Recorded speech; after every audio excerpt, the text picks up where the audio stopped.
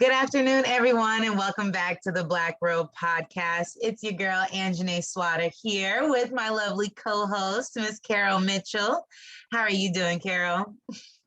I am prepared to get into good trouble today, and I hope that I can persuade you to get into good trouble with me. Well, I'm following right behind you, Carol. We ride or dies over here. Okay. The good trouble you get into is certainly good trouble that I see myself getting into as well. So tell our audience what type of trouble we're getting into today.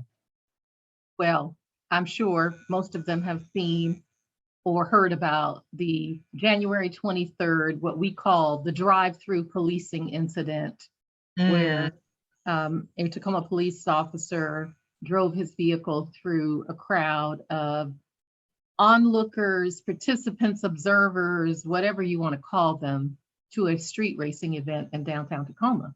I remember us talking about this when it happened. Yes, indeed. And now the Pierce County Force Investigation Team, a special elite investigative force. I don't hear any sarcasm in your voice at all. I'm sorry. For the record. I sorry. No, okay. Don't apologize. This is good trouble. Keep going. Yes. They have finally, after 7 months, finished their investigation. And the bottom line is, I don't know how useful it's going to be quite honest with you. And as I told a member of our brain trust, she and I have been talking about it, I said, it's a beautiful example of why police officers who all work together across the county day to day cannot investigate themselves when they have a use of force incident. This is the reason we needed the state independent office of investigation for this kind of thing. Right. Because, these folks are working together on task forces. They live, within minutes of each other. They come across each other's jurisdictional boundaries every single day. Right. They hang out at the police ball together. they raise money together. They go to funerals. Their kids together. play together. Right. They're married to each other. There are dynasties in the police department, girl. So then you ask in your cousin Ray right. to go investigate his uncle Woody, right? Of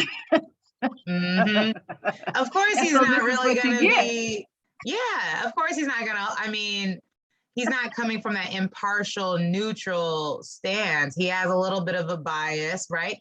And they're also thinking, hey, I could be on the other side of this, on the other side of this conversation. He could be the one that's being investigated by his other buddy, Easily. So exactly, easily. So let's not set precedent, right? That's what they're trying to do. Let's not set precedent so that if it comes back to me, I'm not, I know that you guys got my back as well. There's an inherent bias. There's an inherent bias. And then, you're steeped in a culture, call it blue culture, whatever you want to call it, but you're steeped in a culture that has a code. And that code says, snitches get stitches. Right. You don't tell on each other, right? You don't tell on each other. You don't put your dirty laundry out for the neighbors to see. You keep your stuff, tucked in and hidden, and those are hood politics as well. Hood politics, big time. And this is a really fascinating instance in case. It's a tragic one, but it made national news when Tacoma Police Department's logo and name is on the side of this patrol car that's driving over, I believe the Tacoma News Tribune reported 7 individuals. He drove over, 7 were hurt, maybe he drove over 6. So it was 6 or 7 people that actually got ran over by a patrol car. Right. And as I'm reading this article about the findings of the PC Fit, they're saying there's a lot of obstacles in this investigation. right? One thing that they do know is that, oh, the officer felt in fear of his life. That's what they said, right? Or the Welcome police to my report world says every day. When every you day, walk right? up with your gun. And Welcome your to my world. armed vehicle. I mean, you're in a patrol car. It's probably got some guns in the back, you know. Armored. It's an armored car. It's an armored car. Okay, so how are you? You know, how are you really at fear of your life when you're in this carriage of protection, right? But then he also says, well, I didn't know, I couldn't see what was behind me, so I had to drive forward. And it's like, so you're just admitting that you intentionally drove over people because you could not see what was behind you? I mean, that is what is written in this article.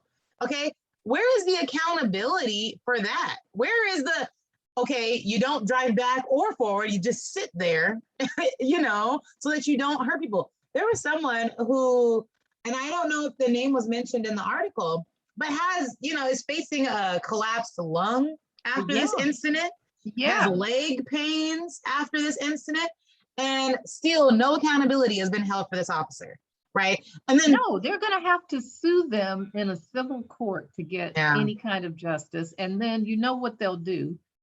Throw up every single negative thing they can find. I'm speaking from my own experience, girl. Okay, attorney.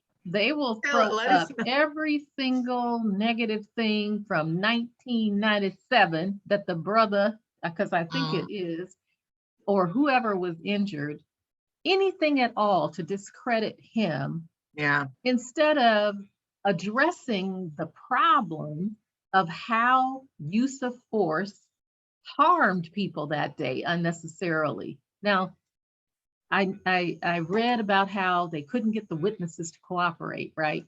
Mm-hmm. Right. And it sounded like PC Fit was, to me, a little confused about the role they were playing in the investigation. Right, like the scope of their job, right?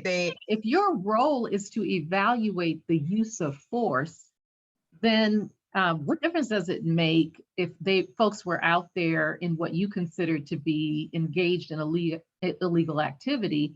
That does not necessarily mean they're not credible. I mean, they were basically saying, well, because you're out here doing something that was illegal, right, your eyewitness statement is not credible to us.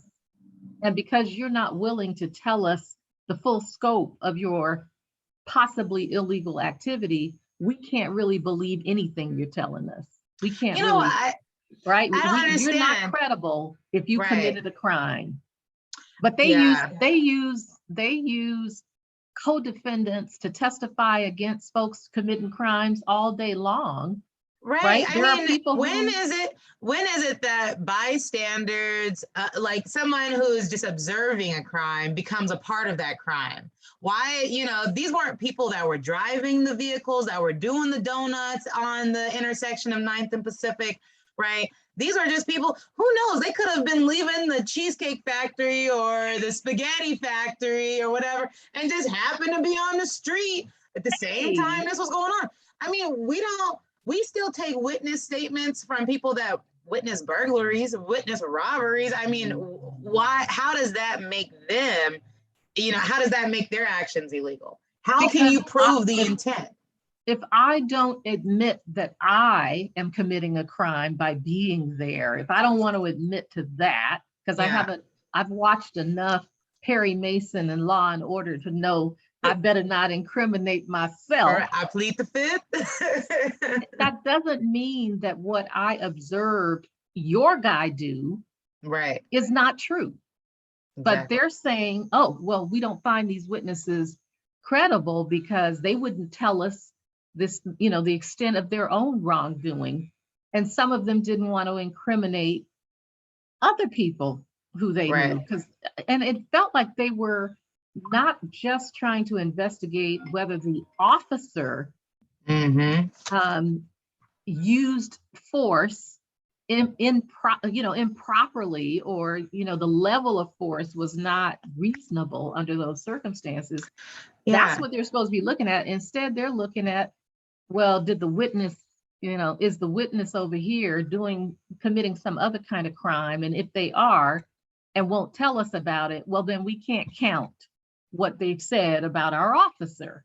That makes no sense to me at all. No sense. And it's almost like they need to just gather the evidence, gather the whatever we have videos, we saw it, the whole country saw it, take that video, right? Why do you need to now find out the credibility of this person? We have the video, like I feel like that is the deliverable product, right? That needs to be examined, not the individual who recorded it, right, to be in question. Well, people, just so you know, you can call South Sound 911 and you can make a public disclosure request for this entire investigative file to the extent that they disclose it.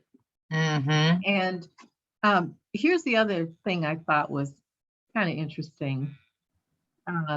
It's the prosecutor who decides whether or not charges should be filed and whether or not witness statements are credible. It's not PC Fit's job to judge credibility. My point exactly.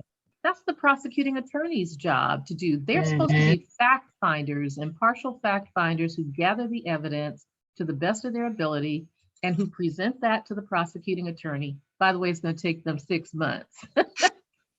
So it'll be a year plus before any of the victims who were harmed get any kind of idea as to whether or not these folks are going to be charged. It'll be a year. And then, there will be a second and a third and maybe a fourth internal investigation before anybody gets disciplined. I just remarked to somebody yesterday, I said, what other profession do you know where you can be charged with murder and still keep your job and your paycheck? Is there any other profession that you know where you wouldn't immediately lose your job if you were a hitman? Murder? If you were a private contracted hit, I can't think of any other profession where you're not going to be fired for literally committing the most egregious offense.